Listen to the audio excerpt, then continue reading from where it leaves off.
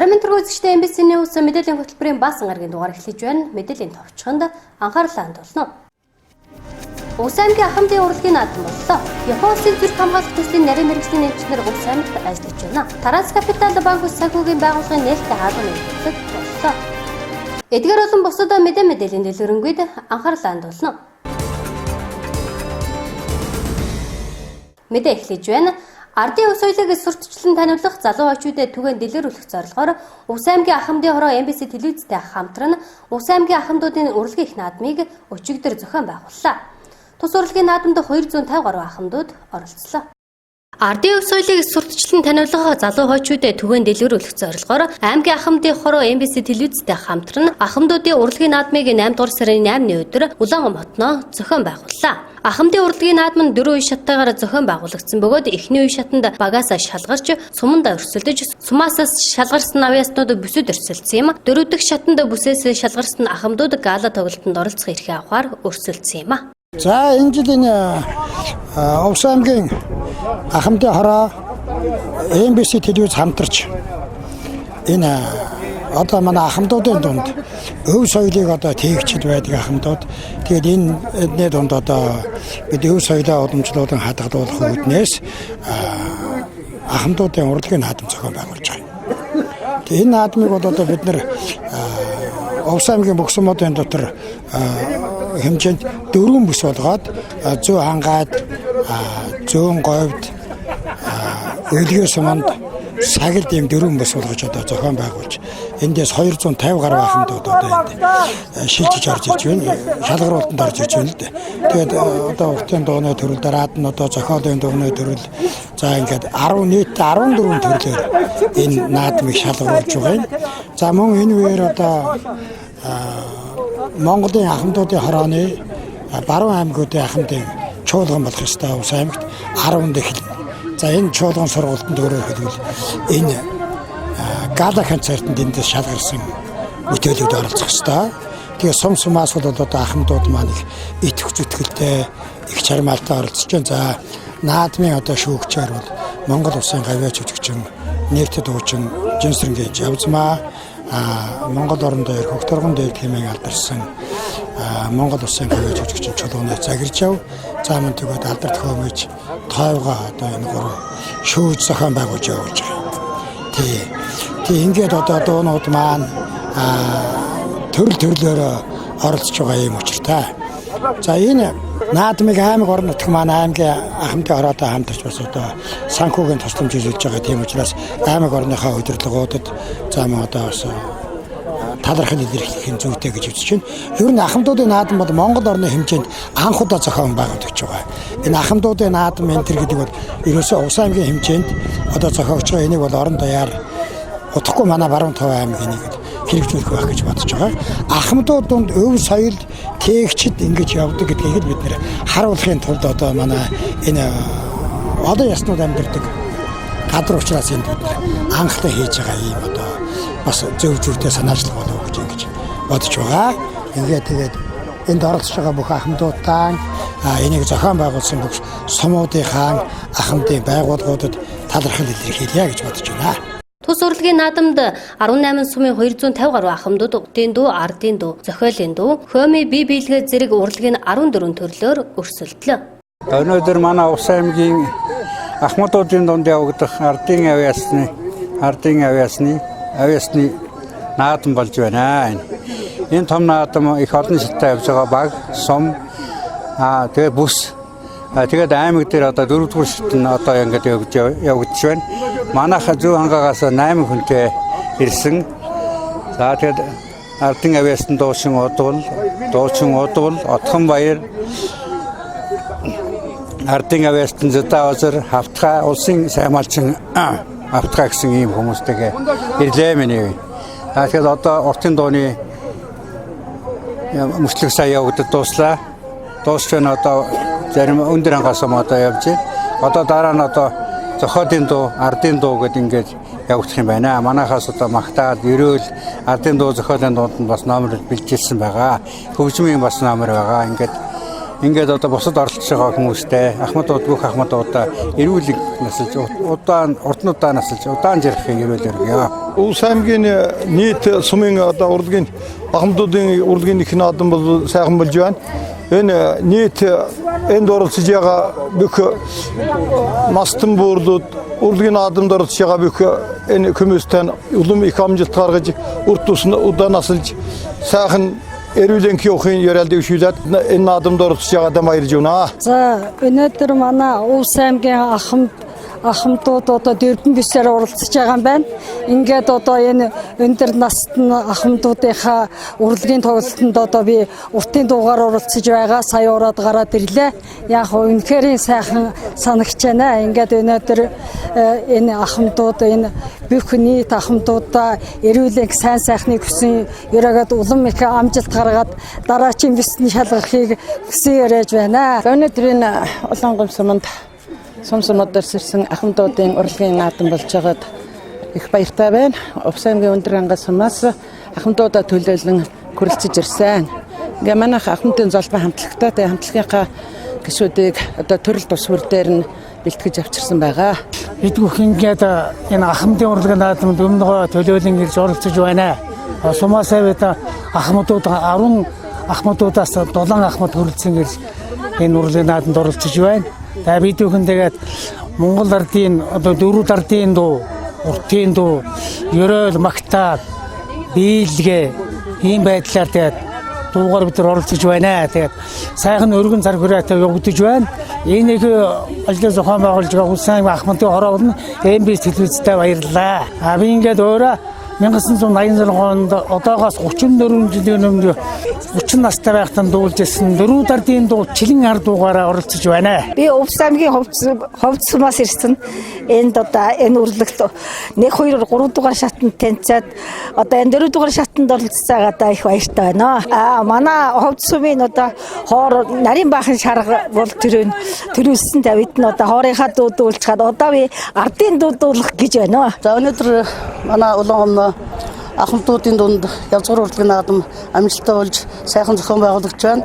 Энэ нь одоо хөдөө сумуудаар явж бүсчилж шалгаруулсан явдал нь бол маш их сайхан байна. Яагаад гэвэл бүх багуудаас жинхэнэ малчтууд оролцож байгаа. Би 100 сумаас ирсэн ардаа ястан цэрандагч хүн байна. Тэгээд одоо наадтай хамт байгаа манай өгөөмөр багаас оролцож байгаа хордлоо гэж хүн байна. Тэгээд энэ наадамд оролцож байгаа бүх ардаа явснуудаа амжилтыг хүсье. За энэ ахмадуудын язгуур урлагийн наадам бол хязгаарнаас нааш уламжлалт явж байсан. Хэсгүй бас тасарсан байгаа. Энэ бол ахмадууд хойч үеийнхэндээ өвлүүлэх зорилготой болов гэж бодож байна. Тэгээд яагаад тэгэхээр энэ сайхан нутгийн ардын үндэсний дуунууд нутгийн ардын одоо бие биелгээ их л тацгуудыг хавурдсан байна. Тэгээд энэ дээр манай багуудаас жишээлбэл энэ наран булх ховд энэ үлгээ төргийн сумуудын тэр уртын дуучид үнэхээр гайхалтай өндөр ангаа сумын бас тэр хаан өхрийн нутгийн уртын дуунууд бас сайхан санагч байлаа. Тэгээд нөгөө бүсүүсээс шалгалж ирсэн болохоор дандаа шалгалсан төвөр номрод явж байгаа гэж бодож байна. Би 100 сумын өгөөмөр багаас ирсэн. Малчин байна. Зохиорлогдох юм байна. Тэгээд би зохиолын дуугаар оролцсон. Тэгээд одоо энэ ардын авьяас ингээ хөгжүүлээд тэгээд сум багуудаар ингээ шалгаруулад явуулаад одоо энэ ардын урлагийн юм наадам явуулж явахдаа би их баяртай байна. За одоо энэ улаан хотын одоо баруун бүсийн уртын дууны уралдаамалсанд одоо би бас баярлж байна. Энд оролцож байгаагаа баярлж байна. Энэ уртын дууны яда уралдаан гэдэг чинь бол энэ залуу үедээ энэ залуу үед бол маш их хоцрогч яваа ийм зүйл байгаа. Энийг бол маш их өргөжүүлэхэд бол манай аймаг бол бас их зөвхөстэй сайхан ажил хийж гэнэ гэж бас бодож байна дотроо. Ийгээд одоо энэ дэр настай хүмүүс ч юм бол өдмөд нь тэгээд одоо бас үйлчлэгээ соёл ахугаар одоо маш өндөр болж байна. Янз бүрийн дүүчнүүд дуулж байна. Уртын богн ардын янз бүрийн одоо ястаг хүмүүс маш их байд юм байна. Энийг бас бис сонирхох нь хэрэгтэй болов уу гэж ялангуяа залуу яндаа сурах гэлбэт үүрэг болж байна гэж би бодож байна да. Манай энэ ахмадын байгууллагаас зөв бусад манай урлаг соёлд элэгтэй хүмүүсүүдийн сайхан зохион байгуулж байгаа энэ наадам бол үнэхээр бас олныг хамарсан маш сайхан арга хэмжээ гэж үзэж байна. Энэ бол үндэсний бахархал бий болгох, язгуур өв соёлоо одоо илрүүлж, судлах, сурвалжлах, дэлгэрүүлэхэд маш их том хувь нэмэр оруулсан арга хэмжээ гэж би ойлгож байна. Энийг бол одоо сайхан зохион байгуулж энэ манай ахмадууд ямар их нөөц суулцаа манай ард түмний дунд ямар их нөөц суулцаа урлаг соёл эрдэм мэдлэгийн одоо их соёл байгааг нэг илэрл одоо энд харагдах ёстой. Энэ бол маш сайхан зохион байгуулах юм бол энэ бол ёстой бидний өвчтүүдийн байтах баруун монголчуудын Монгол улсын бахархал болно. Ингээд энэ хамгийн гол нь өөрсдөө бүгдийг санаачлахаараа өөрсдөө бие даашид ирж байгаа нь бүр гайхамшигтай байгаа байхгүй. Энэ арга хэмжээ зохион байгуулж байгаа та бүхэнд чих баярлж байна. Та бүхэн энийг сайхан сурвалж нийтлэлд дэлгэрүүлж байгаа нь бүр сайхан байна. Үндэсний хувь соёл орчин үеийн болон ардын урлагийг хүүхэд залуучуудад өвлүүлэх, соёлын бит болон бит бус өвийг түгээн дэлгэрүүлэх, Ахмад ардын авьяаснуудын авьяас ур чадварыг олон нийтэд сурталчлах зорилготой Увс аймгийн Ахмадын урлагийн наадам амжилттай зохион байгуулагдлаа. Тус урлагийн наадмын шилдэг ардын авьяаснууд 2019 оны 8-р сарын 10-нд Улаанмутноо зохион байгуулагдах баруун бүсийн ахмадуудын зөвлөгөөний үеэр гала тоглолтод оролцох эрхтэй юм а.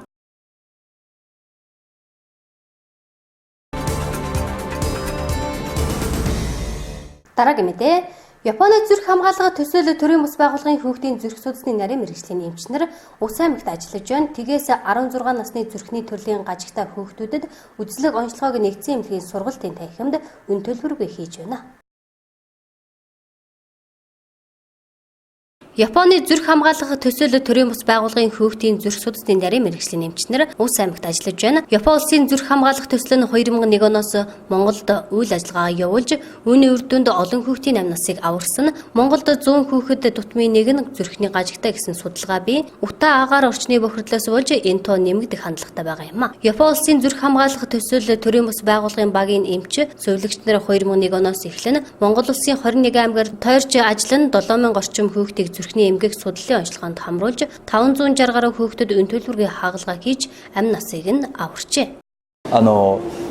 Heart saving project. Бид одоо Япон улсын одоо heart saving project буюу одоо зүрх хамгаалах төсөл гэсэн төслийн хүрээнд одоо тэр ирсэн эмчнэрийн баг юм аа. Тэгээд бид одоо 2001 оноос хойш Монгол улсын одоо бүх аймагаар явж одоо хүүхдүүдийн зүрхний одоо тэр эмгэгийг тэр үзэж онцлог одоо өгөөд ирсэн.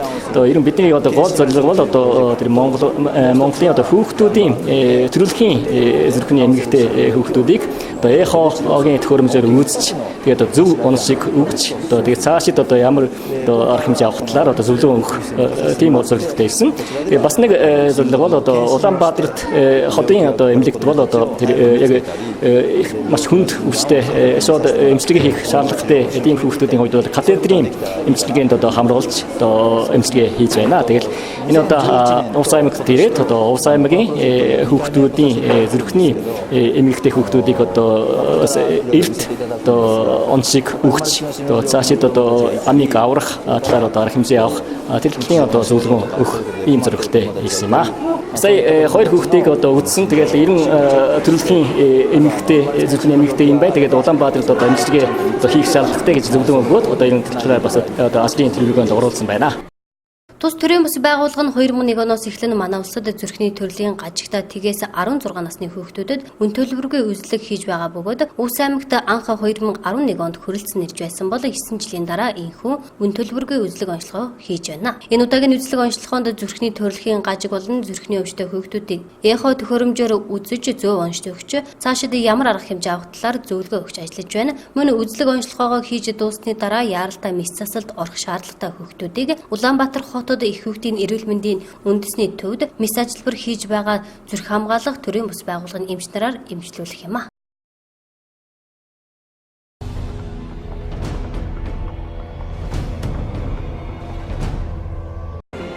Эрчимсэн мал аж ахуйг хөгжүүлэх замаар бэлчээрийг хамгаалахын хэлэлцүүлэг энэ сарын 14-нд болно. Хэлэлцүүлгээр бэлчээрийн менежмент, бэлчээрийн нөхөн сэргээлтийн чиглэлээр судалгаа явуулдаг судлаачдын өөрсдийн үйл ажиллагаа хийсэн ажлууд Сэлэнгэ Завхан аймагт хийсэн товч судалгааны үр дүнг танилцуулах юм а. Мөн Монгол улсын бэлчээрийн өнөөгийн байдал нөхөн сэргээх боломж, нарийн болон наривтэр ноосны чиглэлийн ханга орхон үйлдвэрийн хоньны онцлог, Шинэ Зеландын уулархаг бүсийн Меринос үйлдвэрийн хоньны талаар мэдээлэл хийх, салбарын төрийн болон төрийн бус байгууллага олон улсын төсөл хөтөлбөрийн төлөөлөлтөд санал бодлоо солилцох юм байна.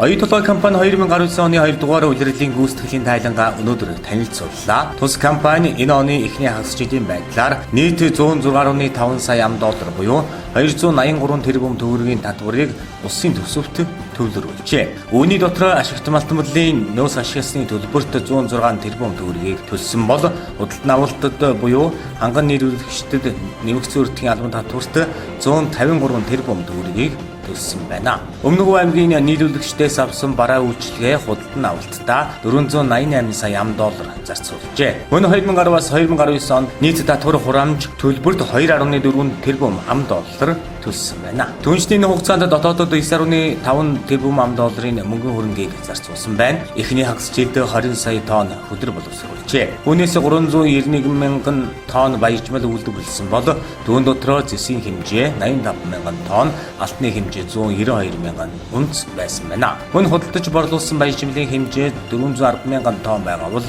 үүн дотроо 85 мянган тонн зэс, 213 мянган унц алт борлуулжээ. Энэ оны эхний хагас жилийн байдлаар нийт ажилчдын 93% нь Монгол ажилтан бол тэдний 22% нь Өмнөг аймгийн иргэд байгаа юм а. Мөн тэдний 53% нь хүний уул уурхайн бүтээн байгуулалтад ажилладаг байна. Оюутлогоо компани уул уурхайн 7 компанийн хамт хариуцлагатай уул уурхайн сайн дурын кодекст нэгджээ. Мөн уул уурхайн чиглэлээр чадварлаг мэргэжилтэн бэлтгэхэд дэмжлэг үзүүлэх зорилгоор шинжлэх ухааны технологийн их сургуулийн геолог уул уурхайн сургуультай санамж иж байгуулсан бол Монгол Улсын их сургуулиас оюутлогоог шилдэг түншээр шил оруулжээ.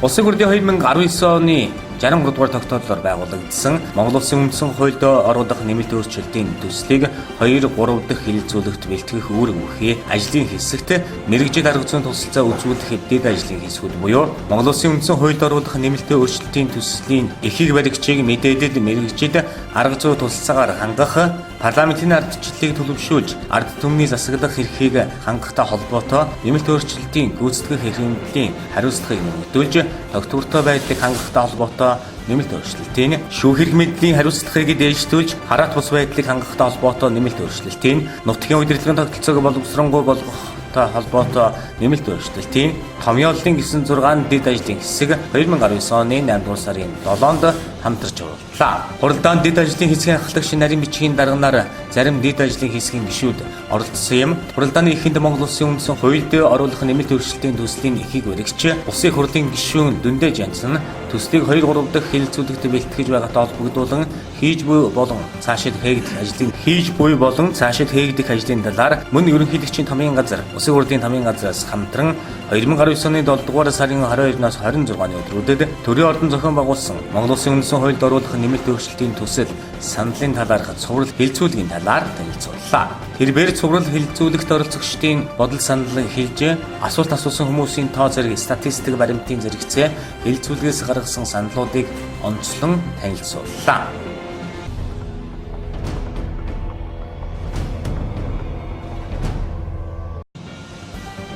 Монгол Хятадын хооронд дипломат харилцаа тогтоосны 70 жилийн хүрээнд хоёр орны засгийн газар 70 томоохон ажил хийхээр төлөвлөсөн.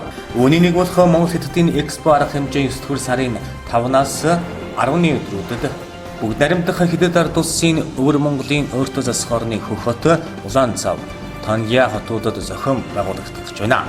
3 дахь удаага зохион байгуулагдах тус арга хэмжээнд үндэсний үйлдвэрлэгчид бараа бүтээгдэхүүнээс урьдчилан борлуулахын сацуу худалдаа хөрөнгө оруулалтын хилцээр хийх ноос ноолрон бүтээгдэхүүн үйлдвэрлэгчдийн загварын шоу болохоор төлөвлөгдөжээ.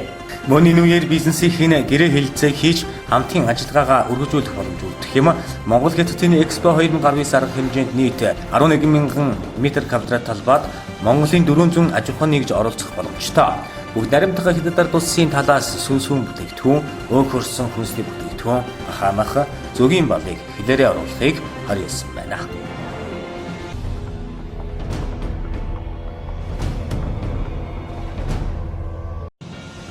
Эрдэмтдийн яамнаас Японы улсын JICA төслийн хүрээнд их хүүхдийн эрүүл мэндийн үндэсний төв болон нийслэлийн өргөө, хүрээ, амгалан амарч их газарт нийт 24 ширхэг ургийн хяналтын монитор хүлээлгэн өглөө.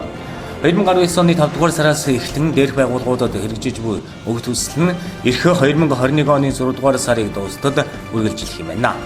Төслийн хүрээнд шаардлагатай багаж тоног төхөөрөмжөөр хангахаас гадна их барих эмэгтэйчүүдийн нэмж, инженер техникийн ажилтнуудыг Япон улсад 7-оос 14 хоногийн сургалтад хамруулахаар төлөвлөжээ. Ингэснээр сүүлийн үеийн дэвшилтэт технологи бүхий багаж тоног төхөөрөмжийг хэрхэн ашиглах, үнэлгээ өгөх, урт удаан хугацаанд тогтвортой, чанартай, үр бүтээлтэй ажиллах боломжийг хангах зэрэгт анхаарч байгаа хэрэг юм а. Тус төсөл хэрэгжснээр пренатал үеийн тусламжийн үйлчилгээний чанарыг сайжруулах, их барихын тусламжийн үйлчилгээний менежментийн арга барилыг сайжруулах, ургийн хяналтын мониторинг, онцлогооны удирдамж, зааврыг боловсруулахад дэмжлэг үзүүлэх, эмч мэрэгчлэнүүдийг чадваржуулахад дэмжлэг үзүүлэх зэрэг тодорхой ахиц дэвшил гаргах юм а. Дэлхийн улс орнууд иргэдийн эрүүл мэндийг сайжруулах чиглэлээр олон арга хэмжээ авч хэрэгжүүлж байгаагаас их хүүхдийн эрүүл мэндийг сайжруулах асуудал нь тэргүүний зорилт болж байна. Тиймээс нотлохонд суурилсан хөтөлбөртөж шиглэсэн дэлхийн стандартыг эх орондоо нотолшуулах нь тун чухал ажил юм а.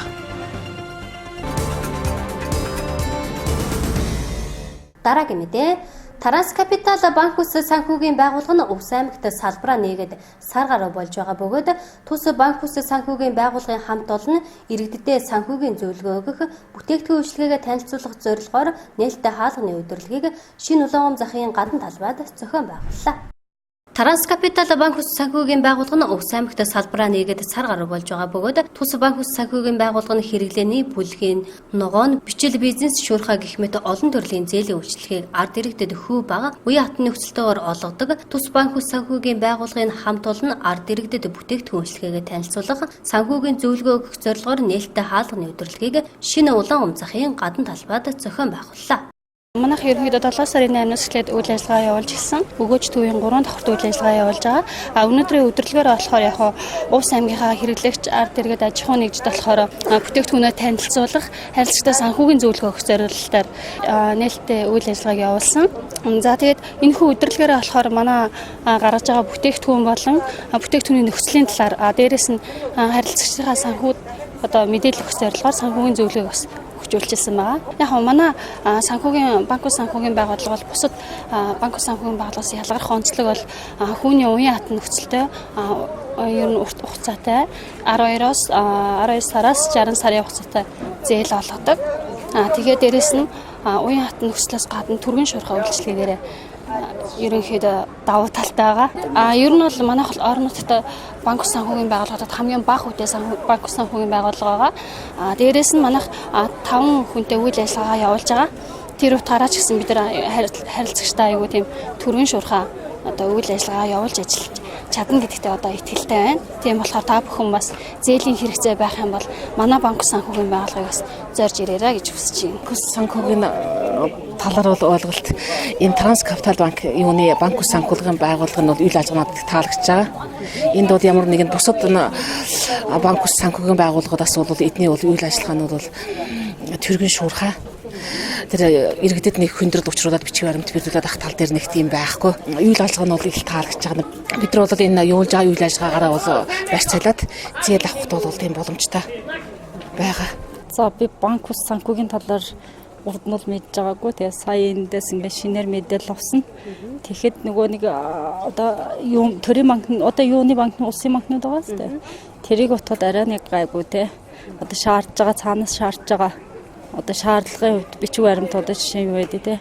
Банкудаар явхад бидний янз бүрийн асуудал шаарддаг шүү дээ. Жишээ нь юу аваад ир орлого нотлох баримт хэрэгтэй, тийм барьцаал, ийм барьцаал гэж үйл хөрөнгө барьцаал гээ те. Бид нар ч жишээ нь би ингээ ОМС-ны худалдаа эрхэлж штэ. Надад бага хэмжээний бас мөнгө санхүү хэрэгтэй болоо хэд би очиод энэ ОМС-оо ингээ барьцаалаа зээл авахд бас арай таатай нөхцөлтэй юм болов уу гэж бодсон. Банкн дээр очиод бас барьцаа янз бүрийн шаардлага нь арай гайгүй юм болов. Таатай нөхцөлтэй юм болов уу гэж ойлгосон шүү дээ. Транскапитал банк ус санхүүгийн байгууллага нь 1 саяас 400 сая төгрөгийн зээлийг 12-оос 60 сарын хугацаатай гаргадаг орон нутагт хамгийн бага хүнтэй үйлчлэгээ үзүүлдэг банк ус санхүүгийн байгууллага юм. Тус банк ус санхүүгийн байгууллагын бичил бизнесийн зээл нь дотроо барьцаагүй дэмжих капитал, хөгжил капитал, бизнесийн зориулалтаа автомашин худалдан авах зээл багтдаг бол хэрэглээний зээлэнд ахуйн хэрэглээний, өрхийн хэрэглээний цалингийн зээл багтана. Харин шуурхай зээлэнд автомашин барьцаалсан, хашаа байшин барьцаалсан, бүлгийн зээлэнд орон сууц авах худалдан авах болон барих, байшин орон сууцаа засварлах, эко автомашин худалдан авах, эко хэрэглээний барааны зээл багтана.